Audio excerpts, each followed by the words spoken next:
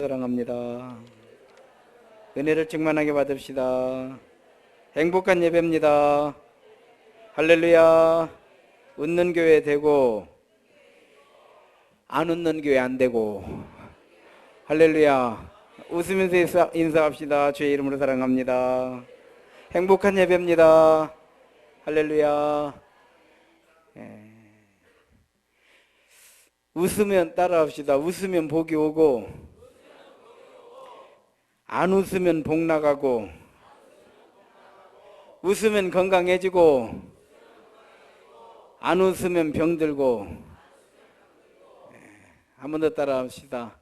애들은 눈만 뜨면 웃고, 나이 들면 웃을 일이 없고. 이게 아이와 노인의 차이래요. 아이들은요, 아무것도 아닌 것 같고 그렇게 웃어요.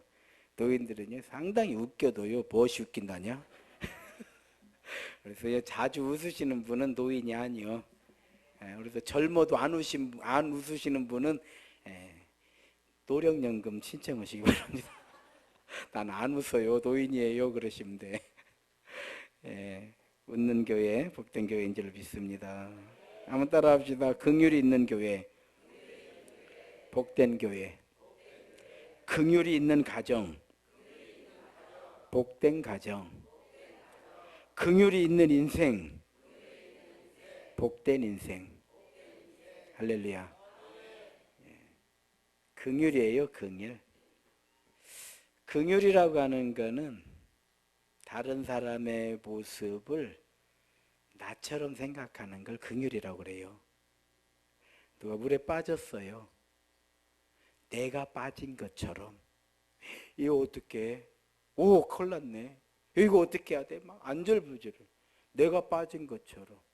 그런데 물에 빠졌어요.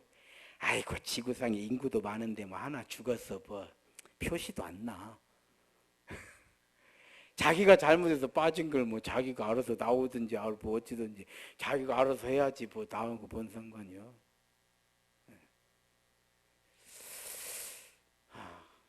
꼭 내가 건져줄 필요는 없지.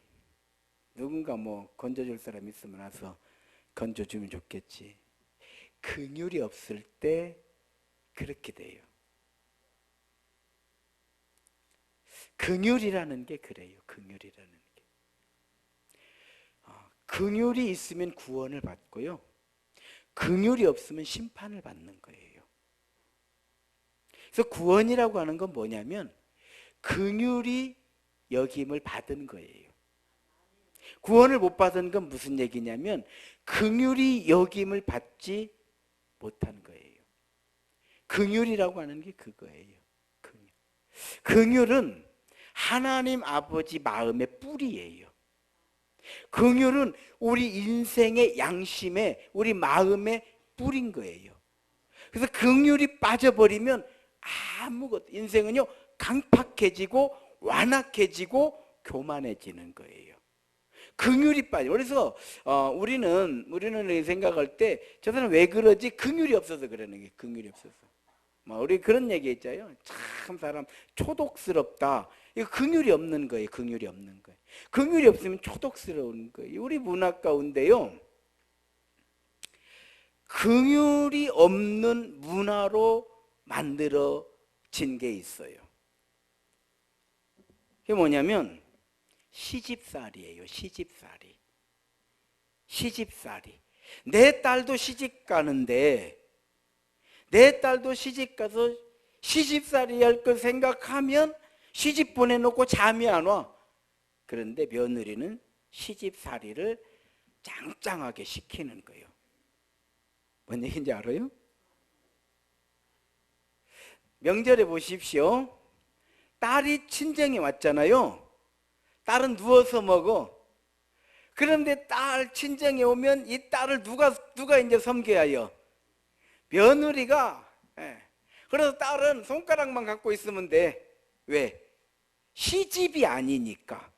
근데 며느리는 지금 거기 어디요? 어느 집이요? 시집이요. 지금은 없어졌어요, 다행히. 지금 그런 집 없죠? 지금도 그런 데 있어요? 박물관에 보관하십시오. 지금은 이제 없어요. 이런 얘기 해도 돼요. 자, 긍휼이 없는 문화가 만들어낸 우리 민족의 불행한 역사예요.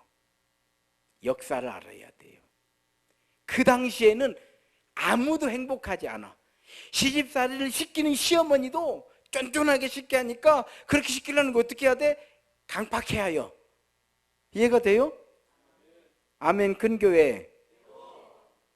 지금 같으면 안 돼. 시집살이 당하는 며느리도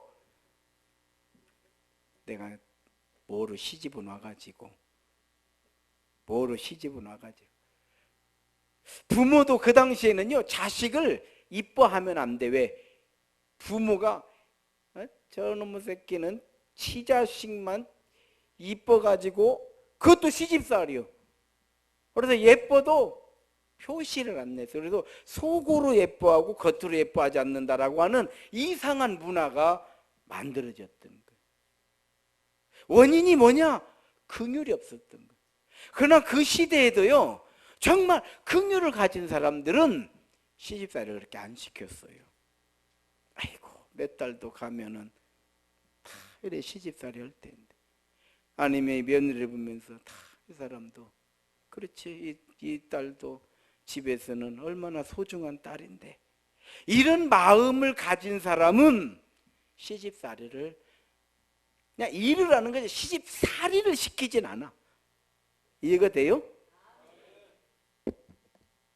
긍휼이 빠졌을 때에 우리는 행복할 수가 없어요. 그래서 긍휼이 여기는 인생은 반드시 복된 인생이 되는 거예요. 왜? 긍휼이 있으니까. 하나님 아버지의 마음의 뿌리는 뭐냐? 긍휼이에요. 우리를 긍휼히 여겨주시니까 선지자도 보내주시고 메시아도 보내주시고 우리 죄를 씻으시는 거예요. 불쌍해. 안타까워. 긍휼이에요. 긍휼. 발복 가운데 긍휼히 여기는 자는 복이 있다고 그랬잖아요. 자, 심령이 가난한 자는 복이 있나니 뭘 받아요? 이 정도는 그래도 우리 수준이 이 정도는 대답을 하셔야지. 심령이 가난한 자는 복이 있나니 천국을 받아. 온유한 자는 복이 있나니 땅을 기업으로 받아. 화평케 하는 자는 복이 있나니 하나님의 아들. 여기는 대답 안 해도 되네. 여기까지는 내 기대를 안 해. 하나님의 아들이라고 하는 칭호를 받아. 뭔지 아시겠어요? 자, A를 했더니 B를 받아. 심령이 가난하니까 천국이 돼. 온유하니까 땅을 기업으로 받아. 화평케 했더니 하나님의 아들이라고 인정을 받아요. 그런데요 그대로 받는 게 있어. 긍휼히 여기는 자는 복이 있나니 긍휼을 받아. 그대로 받아. 여러분, 씨앗을 심었더니 이것이 싹이 나고 자라서 열매로 돌아오는 거지. 그렇지 않아요? 씨앗을 심었더니 씨앗이 돌아오진 않는다 이 말이요. 다 그러는 거예요. A를 했더니 B가 되는 거예요. 뭔 말인지 알아요? 다 이렇게 되는 것인데 그대로 돌아오는 것이 있어. 그대로 돌아오는 거. 그것이 뭐냐면 복 가운데는 긍휼이에요. 긍휼히 여기는 자는 복이 있나니 긍휼히 여김을 받는 거예요. 그래서 우리 마음에 긍휼히 여기는 마음이 큰 사람은요 은혜를 받는다 이 말이에요. 할렐루야. 긍휼이 없이는 은혜를 받을 수가 없어요. 우리 인생이 어떻게 해서 하나님께서 은혜 주시고 우리가 하나님으로 복을 받는 인생이 되느냐? 하나님께서 우리를 긍휼히 여겨주실 때. 할렐루야. 하나님 우리를 긍휼히 여겨주실 때 우리는 복을 받는 거예요. 그러려면 우리 안에 긍휼이 있어야 된다 이 말씀이에요. 이해가 돼요? 옆에서 죽거나 말거나 내가 벌은 돈인데 내가 이런 사람 복이 없어요. 돈 벌었다고 해서 복 아니에요 여러분. 이거 복이 없는 거예요. 저는 목회를 이렇게 하면서 이렇게 단에 올라오고 여기서 잠깐 기도하고 여기 올라와서 설교를 하기 전까지 계속해서 하나님께 기도드리는 게 하나님 긍휼히 여겨주시기를 원합니다. 나를 긍휼히 여겨주셔야 여러분들에게 은혜가 있는 줄로 믿습니다. 성도들이 우리 목사님 긍휼히 여겨주십시오. 왜? 그래야지 은혜가 설교가 은혜가 되는 거예요. 여러 목회를 하면서요. 제가 생각해도 이런 목회를 할 거로 생각을 하고 목회를 시작한 건 아니었죠.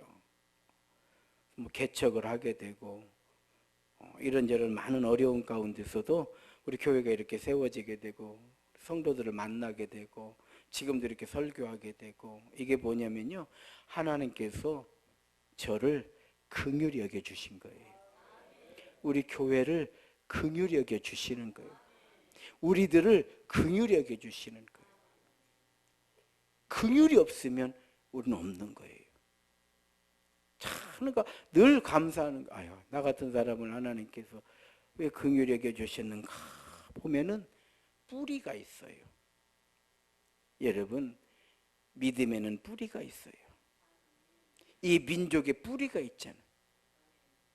저는 개인적으로 이렇게 역사 공부를 하면서, 그렇죠, 고구려가 만주벌판을 다 차지하고 있었고 발해는 그렇죠, 그거 볼라드버스토크 연해주까지 다 차지하고 있었는데, 고구려나 발해가 통일이 됐으면 지금 우리가 이렇게 뭐 한반도가 뭐 적다 말다 이런 소리 안 해요. 대륙의 절반을 차지하고 있는 거요. 뭔 얘기인지 알아요? 근데 그래서 나는 김유신 장군이, 일단 이건 개인적인 생각인데, 난 김유신 장군 별로 안 좋아해요. 나는 김유신 장군 싫어해. 난 그분의 인격이라든지 그분의 용맹이나 이런 건 다 좋아요. 대단해요. 대단하신 분이에요. 대단해요. 그런데 왜 당나라를 끌어들여 가지고 통일을 시켜서 다 내줘버리냐 이 말이에요. 그건 아니다 이 말이에요. 만약 고구려가 그냥 지나간 역사를 생각해보면, 아유, 그래서 저도 마찬가지 목회를 이렇게 하면, 그때 이렇게 했으면 그냥 선생님께 한번 크게 한번 세워줬을 텐데, 뭐 그런 거 다 있잖아요. 그런 얘기도 해요. 자, 뿌리가 있어요. 그러니까 이 민족에 이 뿌리가 있으니까 어쨌든 이 조그마한 나라에서 세계 경제 12, 13위 한다는 거는요, 대단한 거예요. 대단한 거예요. 다른 것도 아니고 경제력으로. 와, 그러면 잿더미 가운데서 이 민족이 이만큼 됐다고 하는 거는요, 대단한 거예요. 그리고 연세대 그 석자 교수에게는 김동길 교수가 이 민족에 대한 그 강연하는 걸 제가 한번 들어봤어요. 그랬더니 유태인보다 머리가 좋답니다. 한국 사람이. 대단한 민족이라는 거예요. 유태인보다 머리가 좋대요. 그래서 전 세계 어디 내놔도 기어이 성공하는 민족은 이 한민족이라는 거예요. 다 성공을 해요. 심지어는 유대인들이 장사의 달인들이라고는 유대인 상권에 한국 사람 들어가자면 나중에 유대인들이 다 나가버린대요. 못 이겨먹는데 한국 사람들. 그런 정도로 제가 생각해도 참 이거 있을 수 없는 역사를 만든 게 이 민족이에요. 그런다고 한다고 하면 우리는요, 조금만 정말, 우리 대한민국에서는요, 웬만큼 영리해가지고는요, 영리해서, 우리 제가 필리핀에 있을 때, 초등학교 4학년, 5학년 된 애가 이제 들어왔어요. 이제 그 부모님 따라서 왔는데, 공부를 되게 못해, 야가. 그 공부를 그렇게 싫어해. 운동을 그렇게 좋아해요. 근데 얘를 학교를 갔는데, 수학 1등을 하고 왔어. 어떻게 애들이 수학을 못하니까. 걔가 와서는, 얘네들 너무 수학 못해요. 한국에서 자기는 그렇게 못한다. 그리고 우리는요, 이렇게 딱 그러잖아요. 2,700원에 집어 사고 10,000원 주면은 6,300원 딱 받을 거냐, 그냥 딱 6,300원 딱 나오잖아. 나와 안 나와? 예? 1,000원은 팁 줬잖아. 딱 나오잖아. 7,300원이요? 언제 바뀌었어? 저희 배울 때는 그 6,300원으로 배웠거든요. 아무튼 이렇게 딱 나온단 말이야. 암산으로 다 나와. 예, 내가 틀려도 다 맞추잖아, 옆에서. 이거 원래 이거 못 맞춰야 하는 거거든. 그런데 이 동남아 여행을 한번 해보세요. 전부 계산기 두들기고 있어. 답답해 죽겠어. 뭘 그런 걸 계산기를 두들기고 있어. 그냥 얼마 봐서 얼마 주면 되는 거지. 머리의 차이, 머리의 차이. 우리 한국 사람들은요, 이 일을 하고 있는데 다른 일을 시켜도 예 알았어요, 이 일하고 그 일 가서 하고 또 뭐 이렇게. 이 동남아에 이렇게 살아보잖아요. 여행에서는 잘 보면 살아보면요, 이 일하고 있는데 다른 일 시키면 이 일도 못 해버려. 이제 이게요, 머리에 차이가 있어요. 그러니까 우리나라 안에서는 우리가 좀 힘들어. 왜? 다들 머리가 좋은 게 나가면 걔네들이 머리가 떨어져요. 뭔 말인지 알았어요? 그러니까 이기는 거요. 이기기를 원하는 자는 나가시기 바랍니다. 자, 우리는 이렇게 정말 좋은 머리를 받고, 우리나라 같이 좋은 나라가 없어요. 전 세계 여행을 다녀보지만 뭐 저 같은 사람은 뭐 어떻게 안 다녀본데 거의 없이 다 다녀봤다고 봐야죠. 뭐 유럽이든 뭐 미국이든 아시아든 어디든 뭐 다 다녀봤죠. 다 다녀보고 뭐 동유럽, 이번에 뭐 동유럽이 뭐 어째네 저째네도 아이고 대한민국 못 따라옵니다. 대한민국 못 따라와요. 따라올 수가 없어요. 멋이 뭐 어디 어찌고 저찌가 그냥 해운대 가고 경포대 가고 다 동해안 쪽으로 가보세요. 훨씬 좋아. 저쪽 태안 쪽으로 올라가 보십시오. 훨씬 좋아. 훨씬 좋아. 절대 그냥 우리가 한 번씩 여행을 가는 것이지 더 좋아서 가는 건 아니다. 뭔지 아시겠어요? 훨씬 좋아. 훨씬 좋아. 예. 계절, 산, 무슨 뭐 히말리아 너무 높아서 쓸모없어. 우리나라가 적당해요. 아주 적당해요. 조난사고도 잘 안 나. 우리나라는 얼마나 좋아요. 그러니까 오히려 그 알프스 뭐 그쪽에 살던 사람이 우리나라 와가지고 태백산맥을 이렇게 다니면서요 너무 감동을 받았대. 야, 세상에 이런 산이 다 있구나. 자기가 이렇게 그 자서전을 썼는데 그렇게 나오는 거예요. 참 좋은 나라, 좋은 나라. 이렇게 좋은 나라에 우리가 살기 때문에 머리도 좋은 거예요. 우리는 한 가지만 잘하면 되는데 그게 뭐냐면 긍휼히 여길 줄 알고 긍휼히 여김을 받을 줄 알아야 돼. 법원에 가가지고요 재판하는 걸 이렇게 한번 뭐 일부러 가서 뭐 구경은 뭐 안 하시겠지만은 저는 재판장에 가서 이렇게 재판하는 걸 여러 번 봤습니다. 여러 번 보면은 참 중요한 게 뭐냐면 이제 판사가 판결을 내리거든요. 판결을 내리는데 그 건에 대해서 판사가 긍휼히 여기는 마음이 있으면 이 사람은 최저 형량을 받아요. 그런데 이 긍휼히 여기는 마음이 안 들어가면 이 사람은 최고 형량을 받게 돼. 뭔지 알아요? 그래서 긍휼히 여기는 마음이, 판사가 이 사건을 이렇게 받았는데 보니까 이게 징역 2년은 살아야 되는데 참 안타까워. 이 사람의 처한 형편이라든지 여러 가지가 안타까우면 말을 많이 해. 판사가 말을 많이 합니다. 말을 많이 하고 뭘 갖다가 읽어. 누가 뭐 진정서를 보냈는데 막 그걸 읽어요. 판사가 그런 걸 읽기 시작하면 이 사람은 일단 최저 형량을 받는 거예요. 그런데 최고 형량을 받으면 별걸 넣어도요 쳐다도 안 봐요. 안 봐. 안 읽어줘. 왜? 이 사람은 긍휼히 여길 필요가 없는 거예요. 뭔 얘기인지 알아요? 우리가 죄 짓고 가서 긍휼히 여김을 받자 이런 뜻이 아니고 긍휼이 그런 거다 이 말이요. 좀 얼마 전에 전주법원에 가가지고 재판받는 걸 봤어요. 많은 사람에서 재판을 받는데 남원 쪽에 있는 할아버지하고 할머니가 이제 소송에 걸렸어요. 동네에서 할아버지가 이 할머니를 우습게 보고 성희롱을 한 거예요. 우리 할머니가 기분이 나빠가지고 하지 말라고 몇 번 했어, 이 할아버지한테. 그랬더니 야 니까지 것이 뭔디 뭐 아이고 다 늙어 죽으러 망탱이 막 어쩌고저쩌고 막 했어 이제. 그러니까 할머니가 열이 받았어. 그러니까 니까지 것이 열받으면 어쩔 것이냐 막 이렇게 했어 또. 그러니까 고발을 했어요. 할머니가 고발을 했어. 이분들이 80이 넘었어요.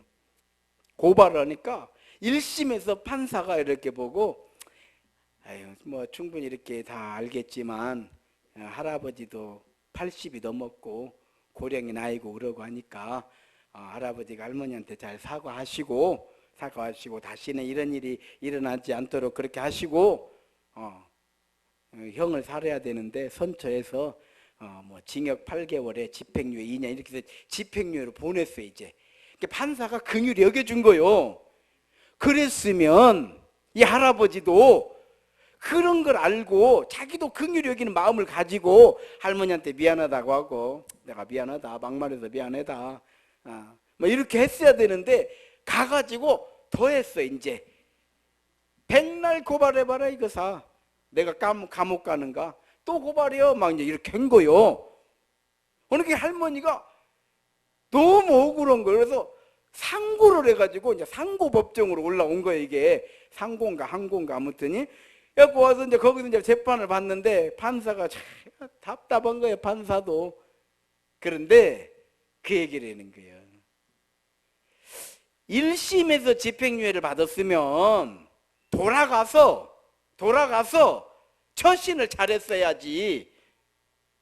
돌아가서 처신을 더 잘못해가지고 이게 항소까지 올라왔으니 여기 어떻게 긍휼을 베푸냐 이 말이요. 실형 8개월 딱 때리니까 그냥 교도소로 들어가 버려. 그러면 그 할아버지는 거기서 뭔 생각을 했을까요? 아이고, 내가 그냥 좀만 참을걸. 오죽하면, 그러니까 긍휼이 없으니까 자기가 한 거에 대해서 그 할머니가 얼마나 마음이 상하고 그랬으면 오죽하면 고발을 했겠어. 근데 보니까요, 시골에서 막 일을 하다 오시고 이래가지고 얼굴이 새까매. 정말 나이가 이제 80이 넘으시니까 막 80이 넘어서 들판에서 이러고 뭐 볼품이 없지 누구라도. 그렇잖아요.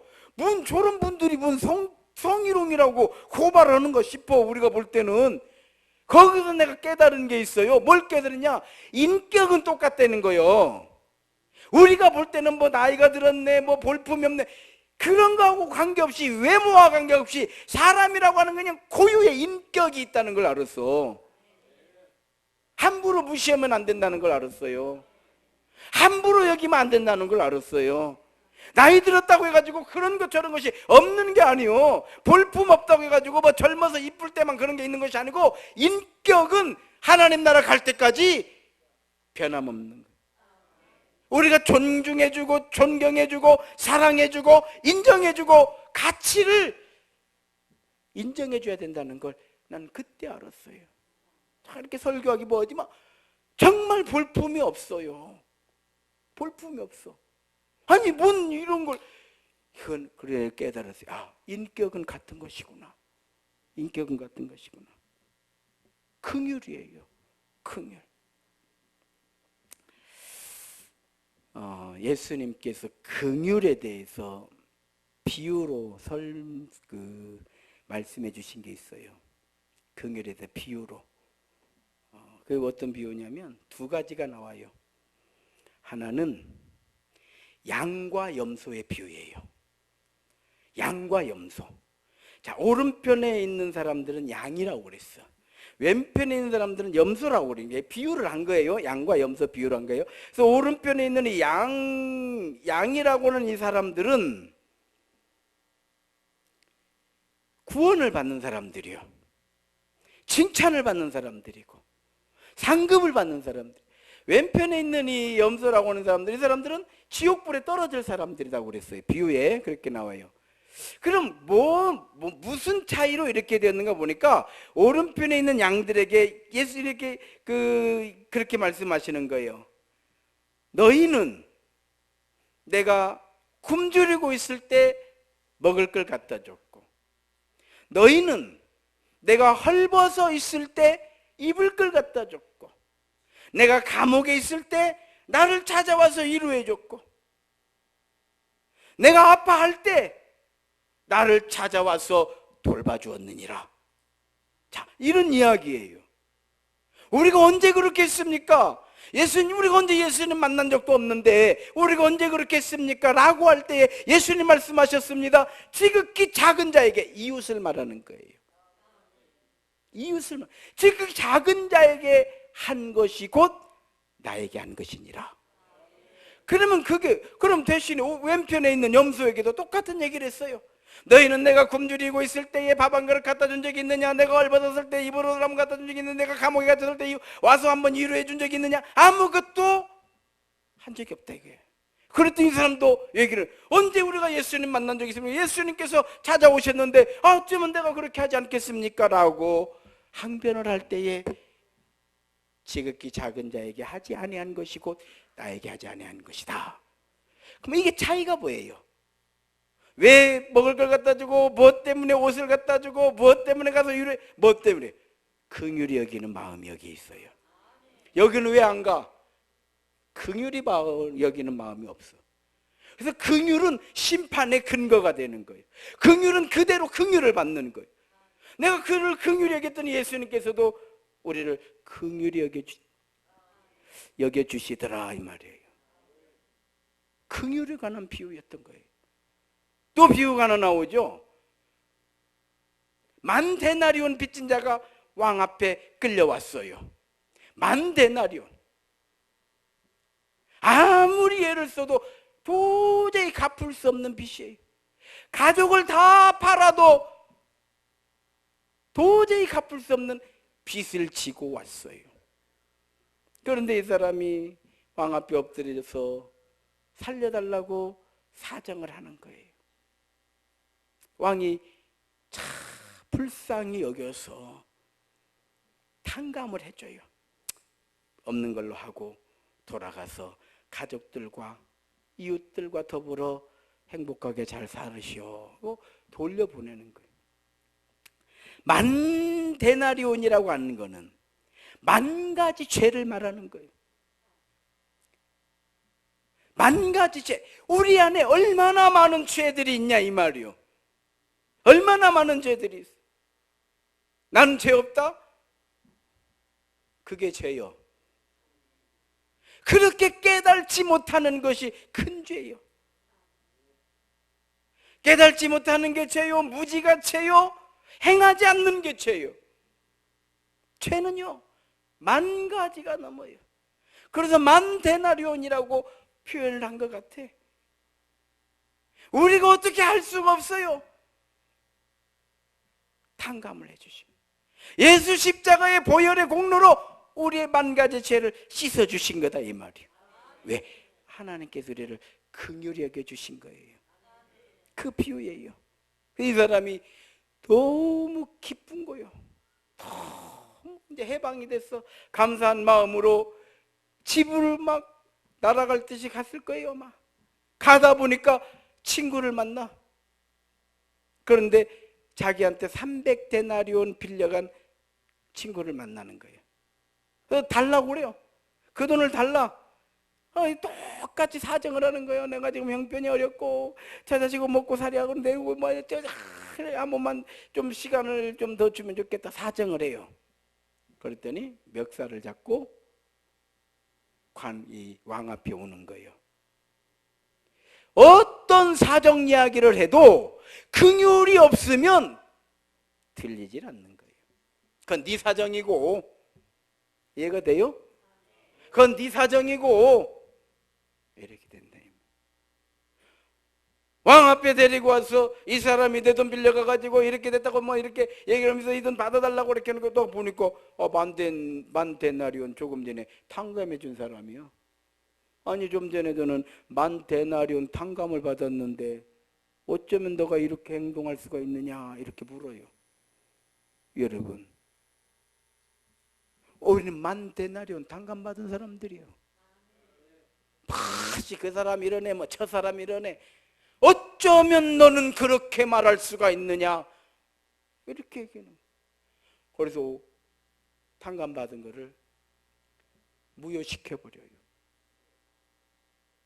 그럼 이 사람은 왜 이렇게 됐느냐? 긍휼히 여김을 받았음에도 불구하고 자기 안에는 정작 긍휼이 없는 거예요. 내 안에 긍휼이 없으니까 긍휼히 여김을 받을 수가 없다는 얘기예요. 간혹 그 TV 같은 데서 어려운 아이들 도와주는 프로그램들도 있고 도와주는 단체들도 있고 그렇잖아요. 그래서 뭐 몸이 아팠는데 돈이 없다. 그럼 뭐 다른 이런 기관에서 치료비를 대준다든지 또 너무 집이 열악해 가지고 집을 지어준다든지 이렇게 도와준단 말이에요. 그래서 간혹 이제 인터뷰를 이렇게 해요. 이렇게 집이 바뀌니까 어쩌냐, 너무 좋아요, 막 이렇게 얘기를 해요. 뭐 그다음에 꿈이 뭐야 이렇게 물어보면 공통적으로 나오는 대답들이 있더라고요. 시켜서 하는 게 아니에요. 저도 이 다음에 이런 사람이 될 거예요. 그리고 저도 누군가를 도와주는 사람이 될 거예요. 이 정상이에요, 이게. 정상.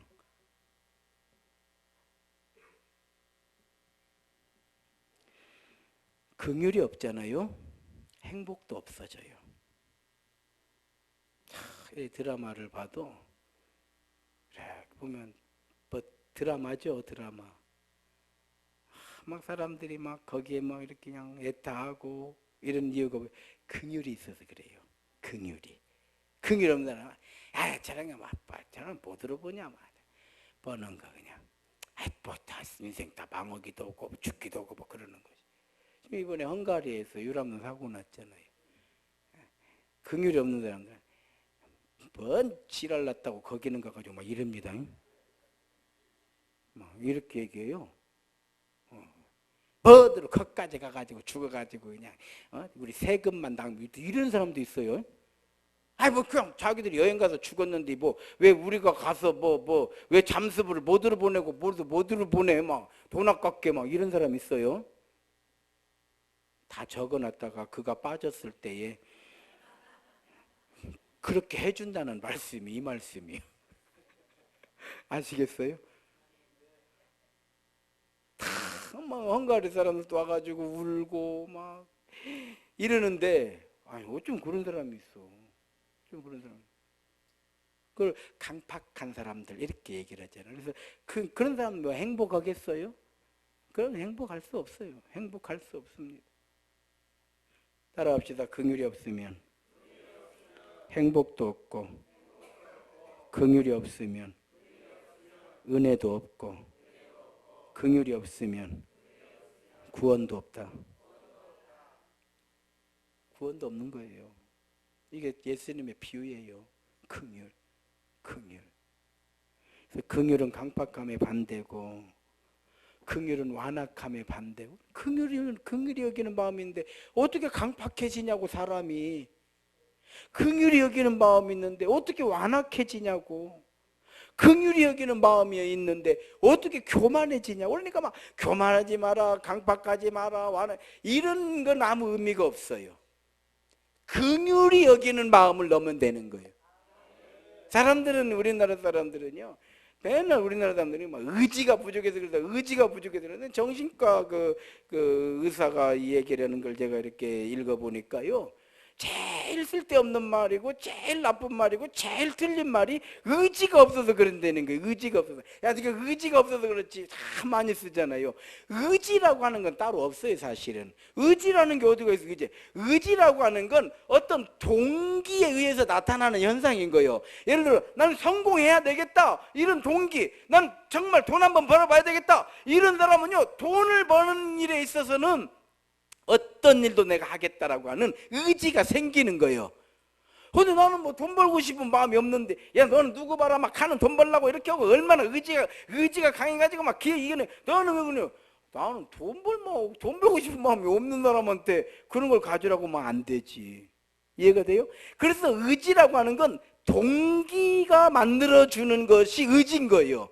내가 살아야 되겠다 이런 동기부여가 돼야 그냥 투병을 해서 이겨내려고 하는 것이지, 나 죽을 거요 이런 사람한테 왜 이렇게 의지가 없어? 동기가 없는 거예요. 앞으로 가가지고 이제 자녀들한테도 의지 없냐 소리 하지 마. 아멘. 큰교회. 그 동기부여예요. 마찬가지. 왜 이렇게 교만하냐? 왜 이렇게 강팍하냐? 왜 이렇게 완하냐? 그냥 긍휼이 없어서 그래요. 그래서 긍휼이 없으면 극단적 이기주의가 되는 거예요. 자기밖에 모르는 거예요. 이해가 되죠? 그래서 긍휼이 여기는 자가 복이 있는 거예요. 긍휼은 하나님 아버지의 마음이고요. 세상에서 가장 긍휼이 정확하게 표현되는 게 부모 마음이에요. 자식이 잘못해도 부모는 내 잘못이다 그래요. 자식 흉을 잘 안 봐요. 누구하고 비교를 잘 안 해요. 이해가 돼요? 부모의 마음에 긍휼이 여기니까 한없이 긍휼이 여기니까 다 받아내는 거예요. 부모의 마음. 여러분 시간이 많이 돼서 말씀 정리할 겁니다. 마무리할 거예요. 따라합시다. 긍휼이 있는 교회 되고 긍휼이 없는 교회 안 되고, 긍휼이 있는 교회, 행복한 교회 되고, 긍휼이 없는 교회, 쌈박지르는 교회 된다.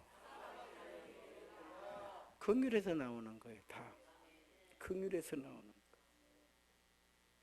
밖에 나가서는 우리가 사장님 소리도 듣고 과장님 소리도 듣고 뭐 인정도 받고 다 하지만 교회에서는 아버지 마음을 가져야 돼요. 부모의 마음을 가져야 돼요. 긍휼이 여기는 거. 그게 없으니까 아이가 권사가 돼가지고 그냥 장로님들이 왜 그래요? 그냥 목사가 돼가지고 긍휼이 없어서 그래요. 긍휼이 있는 사람들은 목사님도 사람이지 이렇게 얘기를 해. 목사님도 다 참을 만큼 참았지 이렇게 얘기를 해. 장로님들이 그만큼 하면 되지 안타까워서 그렇게 얘기를 해. 나는 우리 교회가 긍휼 있는 교회가 되어야 된다고 확신합니다. 그럴 때 교회는 교회다워져요. 하나님의 은혜는 우리 교회에 임하게 될 줄로 믿습니다. 하나님께서 베풀어 주신 은혜는 나의 은혜가 되는 줄로 믿습니다. 교회에서는요, 다 부모 같은 마음을 가지십시오. 그래서 맨날 교회 나가서는 다 인정받고 사랑받고 나가서는 다 똑똑한데 교회만 오면 어른 애기가 돼가지고 다 애기들만 있어. 여기는 이해가 되시냐고. 이제 애기 고만요. 어렵지 않으니까. 긍휼히 여기는 자는 복이 있나니 긍휼히 여김을 받아요. 우리 교회가 애기 교회가 아니고 긍휼히 여기는 마음을 가지고 있는 믿음과 사랑의 공동체로 은혜 가운데 든든하게 잘 세워지시기를 주의 이름으로 축원합니다. 기도하시겠습니다. 하나님 은혜 감사드립니다. 살다 보면 어느 순간 마음들이 다 강팍해져 가고 있는 걸 발견하게 되고 정신 차리고 원래의 나의 마음으로 되돌려 놓으려고 하고 되돌아오는 것이 우리의 삶의 지혜의 마음인 줄로 믿습니다. 강팍한 세상이라고 말하면서 나도 강팍해져 가고 있는 것은 아닌지 되돌아볼 수 있는 기회 허락해 주옵시고 부족하고 연약한 가운데서도 다른 건 몰라도 긍휼히 여기는 마음 내 안에 있기를 원합니다. 그리하여 우리도 하나님으로부터 긍휼히 여김을 받고 성도의 가정도 하나님의 은혜로 긍휼히 여김을